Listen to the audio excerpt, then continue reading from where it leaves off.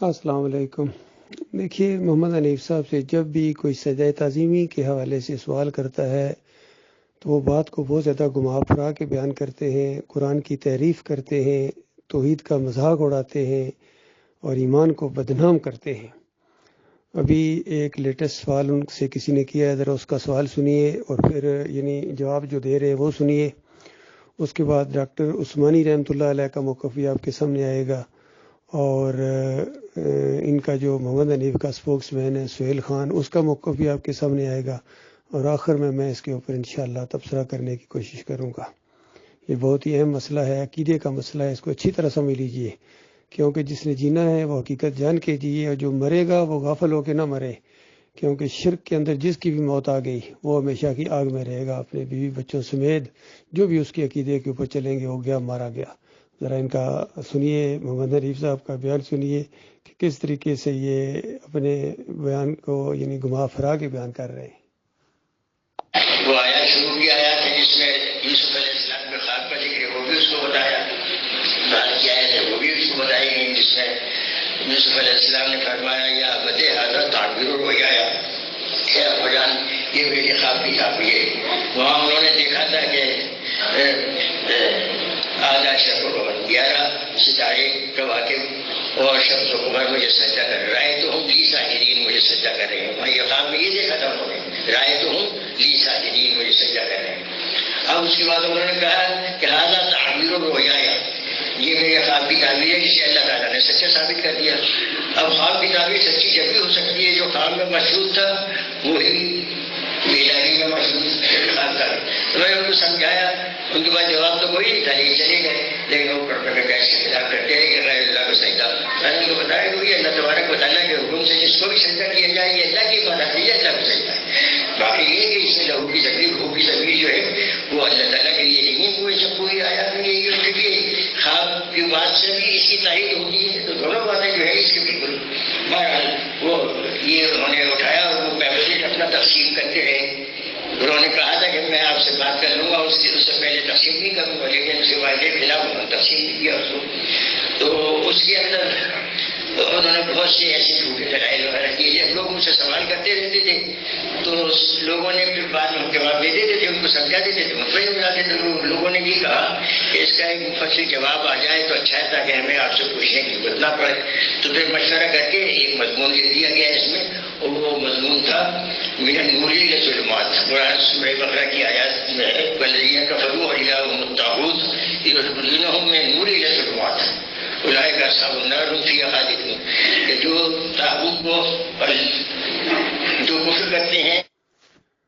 دیکھیے، یہ آیت تو محمد حنیف نے پڑھ دی، لیکن اس کا معنی اور مفہوم بیان کرتے ہوئے بوکھلا گئے، کیونکہ یہی آیت تو ان کے خلاف جا رہی ہے۔ انہوں نے طاغوت کی پیروی کرتے ہوئے ابن کثیر کو انہوں نے مانا ہے ایمان اور عقیدے کے معاملے میں، اور قرآن اور صحیح حدیث کے عقیدے کو بالکل پیچھے چھوڑ دیا، اور موحد عالم دین جو گزرے ہیں ان کے عقیدے کو پیچھے چھوڑ کے طاغوتوں کے پیچھے چلے۔ تو یہ آیت پڑھنے کے بعد خود بوکھلا گئے، ذرا ان کا انداز دیکھیے۔ ان کے طاغوت اولیاء بن جاتے ہیں، ان کے ہمدرد، ان کے دوست، ان کے مددگار۔ اللہ تبارک و تعالیٰ نے ان سب کے لیے جہنم کی وحی سنا دیا۔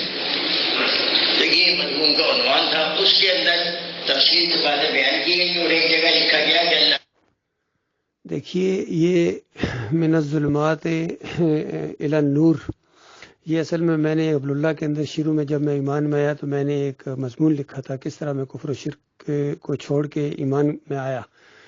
اس کا الٹ انہوں نے عنوان باندھا ہے کہ اب ارشد کرملائی جو ہے وہ گویا نور سے ظلمات میں چلا گیا ہے، کیونکہ اللہ کو سجدہ مانتا ہے۔ تو اس مضمون کو اون بھی کر رہے ہیں، اور اس کے اندر انہوں نے ایک اور شرک کا گویا اضافہ کر دیا کہ عیسیٰ علیہ السلام کو اللہ تعالیٰ نے اپنی صفت معجزانہ طور پر دے دی۔ تو یہ لوگوں کو پھر کھٹکنی شروع ہوگی کہ حضرت صاحب یہ کیا کر دیا آپ نے۔ اب اس کی تشریح کر رہے ہیں کہ یہ بالکل صحیح کیا، ذرا سنیے، ایک اور شرک ان کے اندر جو ہے وہ سنیے ذرا ان کا۔ تبارک و تعالیٰ نے استثنائی طور سے انبیاء علیہ السلام کا ایسی معجزہ عطا کی جو اللہ تبارک و تعالیٰ کی صفت خاص سے تعلق رکھتے ہیں۔ عیسیٰ علیہ السلام کو اپنی معجزے کے طور پر، پوری بات سنیے، اس میں یہ ہے معجزے کے طور پر اللہ تبارک و تعالیٰ نے عیسیٰ علیہ السلام کو معجزے کے طور پہ دیے تو اس کے معنی معجزہ عطا کیا ہے موسیٰ علیہ السلام کو، عیسیٰ علیہ السلام کو. وہ قم بإذن اللہ کہہ کر مردوں کو زندہ کرتے تھے، جو پیدائشی نابینا ہوتے تھے ان کی بینائی کو بحال کرتے تھے اللہ کے حکم سے. دیکھیے ان کی فریب کاری کہ کہہ رہے ہیں کہ غور سے سنیے. بالکل غور سے سنے تب پتہ چلے گا نا، جو غور سے سنے گا پتہ چلے گا. ہم نے غور سے سنا ہے اسی لیے پتہ چلا ہے کہ عیسیٰ علیہ السلام کو اپنی ایک صفت دے دی معجزے کے طور پر. صفت دے دی بھائی، معجزہ دیا، یہ کہو معجزہ. ہر انبیاء کو جو بھی معجزات ملتے ہیں وہ صفت نہیں اللہ تعالیٰ اپنی دیتا ہے. معجزہ اللہ کی صفت ہوتا ہے، وہ اللہ ہی کے حکم سے ہوتا ہے.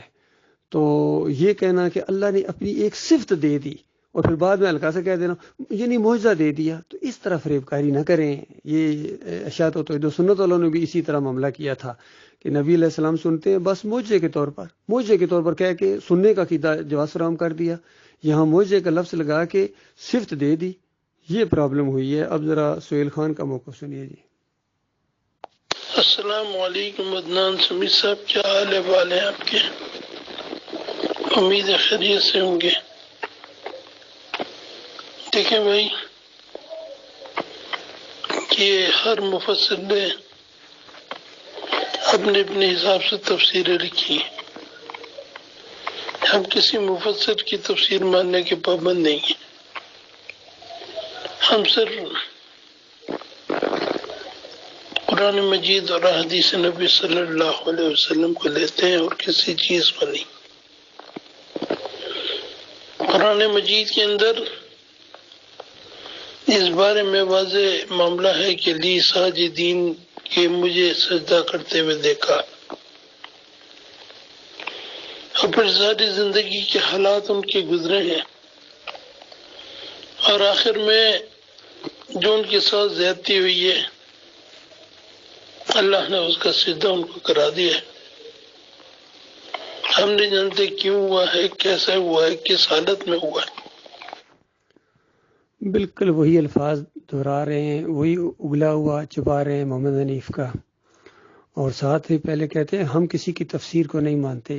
تم کس طرح کسی کی تفسیر کو نہیں مانتے؟ تم پابند ہو محمد حنیف کی تفسیر کو ماننے کے، کیونکہ محمد حنیف کو جو بھی فون کرتا ہے وہ کہتا ہے میری تفسیر پڑھو.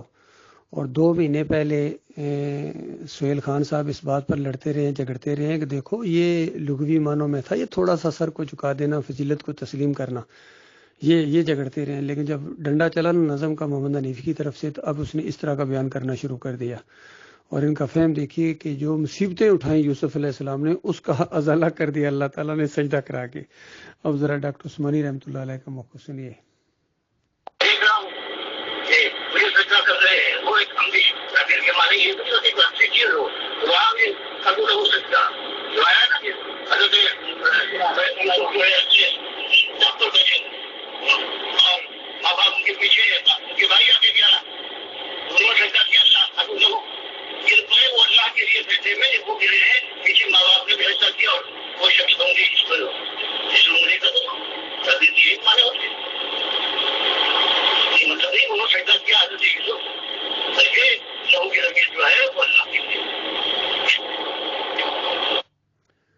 دیکھیے محمد حنیف اور سہیل خان دونوں 6 نمبر آیت کی طرف نہیں جا رہے ہیں. 4 نمبر آیت پڑھتے ہیں فوراً چھلانگ لگاتے ہیں 100 نمبر آیت کے اوپر، اور اس طرح کڑی سے کڑی ملا کے ان کا کام گویا چل گیا ہے. اور چھوٹے سے بیان کے اندر دیکھیے ڈاکٹر مسعود الدین عثمانی رحمۃ اللہ علیہ نے کس طرح خالص قرآن کے مطابق اس کی تفسیر کی ہے. اب ذرا ڈاکٹر صاحب کا فتویٰ سنیے. جناب یوسف کو ان کے بھائیوں اور والدین نے سجدہ کیا نہیں حضرت، فَقَرُّوا لَهُ سُجِدًا، کہ اللہ نے جو رحمت فرمائی اس خاندان پر تو سب خرو یہ گر پڑے لہو کی ضمیر اللہ کے لیے، اللہ کے لیے سجدے میں گر پڑے.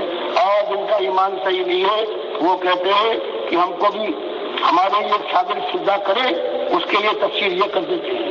یہ شاگرد ہے یوسف کو سجدہ کرے. یہ فتویٰ ہے موحد عالم دین ڈاکٹر مسعود الدین عثمانی رحمۃ اللہ علیہ کا کہ جن کا ایمان صحیح نہیں ہے، یعنی عقیدے میں خرابی ہے، وہ اس طرح تفسیر کرتے ہیں. تو اسی طرح تفسیر کی ہے محمد حنیف نے، سعید احمد نے اور سہیل خان نے۔ تو دیکھیے عقیدہ جو ہوتا ہے قرآن کی نص کے اوپر بنایا جاتا ہے۔ سورہ مریم کی 58 نمبر آیت اس حوالے سے نص ہے قرآن کی کہ سارے انبیاء جب ان کے سامنے اللہ کی نشانی آتی وہ اللہ کے سامنے سجدہ ریز ہو جاتے تھے۔ تو اسی سنت کے تحت نبی علیہ السلام نے فتح مکہ کے موقع کے اوپر بھی اللہ کے سامنے جھکے جا رہے ہیں، اور یوسف علیہ السلام اس موقع کے اوپر اور یعقوب علیہ السلام اللہ کی بہت بڑی نشانی سامنے آئی تھی کہ اللہ نے جو بات بتائی وہ بالکل حرف سچی ثابت ہو گئی۔ اللہ تعالیٰ نے یوسف علیہ السلام کو چن لیا نبوت کے لیے اور تعویل الحدیث یعنی باتوں کی تہہ تک پہنچنے کا علم دیا اور نبوت عطا فرمائی، حکومت عطا فرمائی۔ تو یہ ساری چیزیں انبیاء کے اوپر جو بھی اللہ رحمتیں کرتا ہے اس کی وجہ سے وہ ایک دوسرے کو سجدے نہیں کرتے ہیں، وہ اللہ کو سجدے کرتے ہیں۔ تو اس کے اوپر جو گروپ میں نے تبصرہ کیا تھا ذرا وہ بھی سن لیجئے، اس کے بعد انشاءاللہ یہ مضمون بالکل مکمل ہو جائے گا۔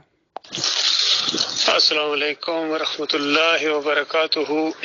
اس سے پہلے محمد حنیف صاحب کی ایک ٹیلی فونک گفتگو ریکارڈ کی تھی کسی صاحب نے، اور وہ سوشل میڈیا کے اوپر نشر ہوئی تھی، جس میں انہوں نے سوال کیا تھا محمد حنیف صاحب سے کہ آپ کی ایک تحریر کے اندر یہ لکھا ہوا ہے کہ اللہ تعالیٰ نے اپنی صفت عیسیٰ علیہ السلام کو دے دی معجزانہ طور کے اوپر، تو یہ صفت کس طرح دی اللہ نے اپنی؟ اللہ تو اپنی ذات اور صفات میں کسی کو شریک نہیں کرتا ہے۔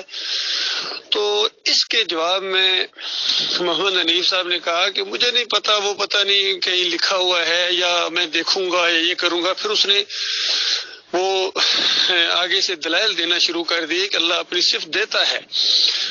تو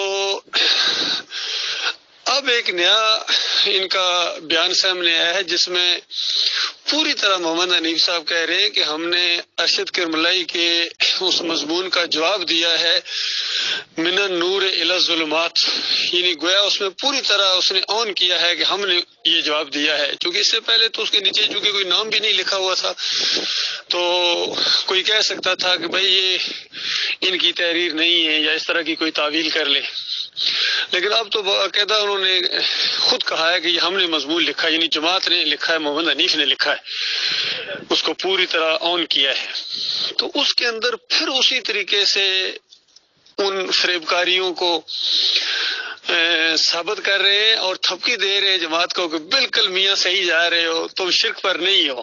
یقین کیجئے ان کی یہ گفتگو سن کے عقل حیران ہوتی ہے کہ ایک عالم دین ہو اور توحید کی بنیاد کے اوپر اٹھنے والی جماعت کا امیر ہو، وہ اس طرح یعنی تشریح کرے چیزوں کی، اس کا کنسپٹ ہی کلیئر نہیں ہے۔ اور پھر دوبارہ کہہ رہا ہے کہ اللہ تعالیٰ نے اپنی ایک صفت دی ہے معجزانہ طور کے اوپر، اور ہمیں کہہ رہا ہے کہ دیکھو معجزانہ کا لفظ انہوں نے ہٹا دیا اور صرف اسی کی تشہیر کر رہے ہیں، شوشہ چھوڑ رہے ہیں کہ اللہ نے اپنی ایک صفت دے دی۔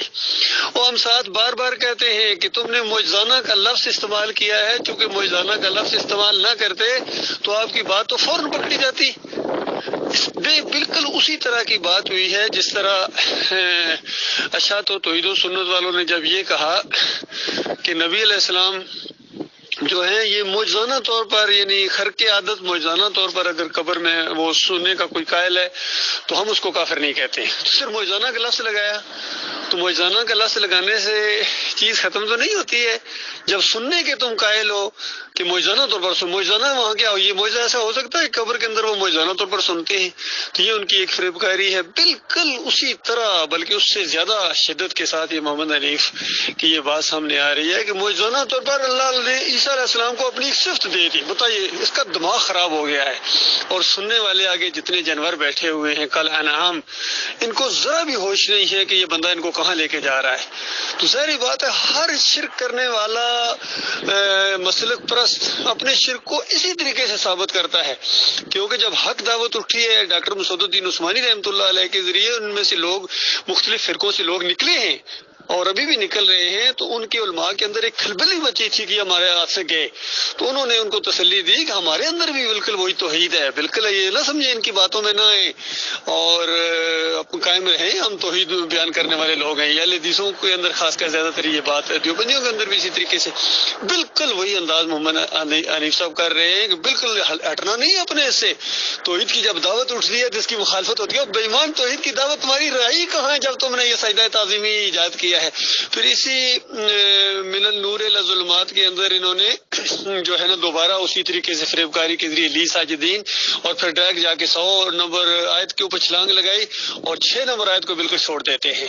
اور امام بخاری رحمۃ اللہ علیہ نے جس طرح خوابوں کی تعبیر کا باب بنا اس کو بھی انہوں نے چھوڑ دیا، اور ڈاکٹر عثمانی رحمۃ اللہ علیہ نے جو 3 اینگل سے اس کو بیان کیا اس کو بھی یہ بیان نہیں کرتا ہے، اور بلکہ محمد حنیف جھوٹ بولتے ہیں، کہتے ہیں کہ یہ ڈاکٹر عثمانی کی آواز ہی نہیں ہے۔ تو اتنا بڑا جھوٹ، اتنا بڑا جھوٹ، اس کا دل نہیں کانپتا ہوئے، اور سامنے سننے والے سارے جانوروں کے جانور وہ بھی نہیں کہتے ہیں کہ محمد حنیف کیا ہو گیا آپ کو، یہ تو ڈاکٹر صاحب کی آواز ہے، ڈاکٹر صاحب کا فتویٰ موجود ہے۔ کہ جس کا ایمان عقیدہ خراب ہوتا ہے وہ اس طرح تفسیر کرتا ہے کہ یہ یوسف علیہ السلام کو سجدہ ہوا ہے، اور باقی وہ خواب کی ایک تعبیر کا جو عزت اور احترام کا ایک انداز ہے جو اللہ تعالیٰ نے وہاں بیان کیا جس انداز سے، اور یعقوب علیہ السلام نے اس کی پوری تشریح کر دی کہ میرے بچے یہ ہوگا، اور پوری زندگی اسی بشارت کو ذہن میں رکھتے ہوئے آخر میں محمد حنیف اور سہیل خان اور منور سلطان اور ان سب کی باتوں کا جواب ڈاکٹر عثمانی رحمۃ اللہ علیہ نے اس انداز سے دیا ہے، ذرا سنیے۔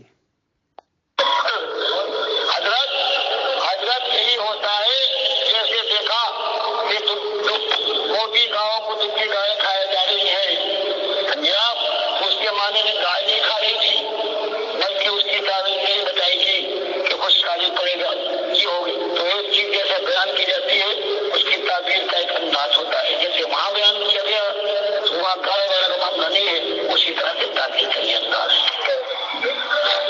بھائی اس کے علاوہ اب آپ سے سلام کروں گا، سب کو یہاں جلدی جانا ہے، اس لیے حضرات آپ باقی اگر میری بات آپ کی سمجھ میں آئی ہے تو اسے قبول کریں، اور اگر آپ کے دل میں بات نہیں اتری ہے بلکہ دیکھیے، مولویوں سے گفتگو کرتے ہوئے ڈاکٹر عثمانی رحمۃ اللہ علیہ نے یہی بات بتائی کہ دیکھو خواب کی تعبیر کا ایک انداز ہوتا ہے، جس طرح 7 دبلی گائیں موٹی گایوں کو کھا رہی تھی تو وہاں گائے والا کو نہیں تھی، اس سے تعبیر لی گئی ہے۔ اسی طرح سر کے اوپر روٹی رکھی ہوئی پرندے کھا رہے ہیں تو اس کی تعبیر یہ ہے کہ اس کو سولی پر لٹکایا جائے گا۔ اسی طرح یہاں جو سورج چاند ستاروں کو نیچے جھکے ہوئے دیکھا، اس کا یہ انداز ہے تعبیر کا کہ عزت اور احترام اور ان کی عزت کا معاملہ ہے، تو وہ ان کو اللہ تعالیٰ نے دی ہے، یہ نہیں کہ سجدہ کریں گے۔ باقی ڈاکٹر صاحب بھی وہاں یہی کہہ رہے ہیں کہ دیکھو صحیح بات آپ کے سامنے آ چکی ہے، اب اس کے بعد آپ کی اپنی مرضی ہے، نہ زبردستی ہے ہمارے منوانا ذمہ داری ہے اور نہ ہمارے بس کی بات ہے۔ تو یہی بات ہم محمد حنیف اور ان کے لوگوں کو بھی کہتے ہیں کہ وہ بالکل صحیح بات، اس کو بہت ہی زبردست انداز سے یہ 2 عقیدے سامنے آ گئے ہیں، ایک کا ماننے والا برحال دوسرے کا انکاری ہے۔ ہم دل کی گہرائی سے اور بالکل آنکھوں میں آنکھیں ڈال کے اس چیز کا اعلان کرتے ہیں کہ ہمارا اس سجدہ تعظیمی سے کوئی تعلق نہیں ہے، ہم اللہ کے بندے ہیں، ہم محمد حنیف کے بندے نہیں ہیں، لہٰذا ہمارا عقیدہ قرآن اور صحیح حدیث کے مطابق ہے۔ امام بخاری رحمۃ اللہ علیہ نے جس طرح خوابوں کی تعبیر میں معاملہ لائے انہوں نے سجدے کا ذکر ہی نہیں کیا، تو اسی طریقے سے جو ڈاکٹر عثمانی رحمۃ اللہ علیہ نے جس طریقے سے فتویٰ دیا ہے بالکل درست فتویٰ دیا ہے، اور ہم ڈاکٹر عثمانی رحمۃ اللہ علیہ کے سچے ساتھی ہیں، اصلی ساتھی ہیں، اور یہ لوگ یوزر ہیں، یہ نام لیتے ہیں لیکن عقیدے کو نہیں مانتے ہیں۔ بالکل ان کی مثال اسی طریقے سے ہے جس طرح حنفی ہیں، ابو حنیفہ رحمۃ اللہ علیہ کا نام لیتے ہیں، اپنے آپ کو حنفی بھی کہتے ہیں، ترانے گاتے ہیں ان کے، دعائیں بھی کرتے ہیں ان کے لیے، لیکن ابو حنیفہ رحمۃ اللہ علیہ کا عقیدہ نہیں مانیں گے کبھی بھی۔ ابو حنیفہ کہتے ہیں مردہ نہیں سنتا ہے، ابو حنیفہ کہتے ہیں اجرت حرام ہے اذان کی نماز کی، لیکن حنفی نہیں مانتے ہیں۔ اسی طریقے سے یہ سارے گروپ جتنے بن گئے ہیں یہ ڈاکٹر عثمانی رحمۃ اللہ علیہ کو بڑا بھی مانتے ہیں اور ان کو رحمۃ اللہ علیہ بھی کہتے ہیں، اور کہتے ہیں ہم ان کے ساتھی ہیں، لیکن ان کے عقیدے کو نہیں مانتے ہیں۔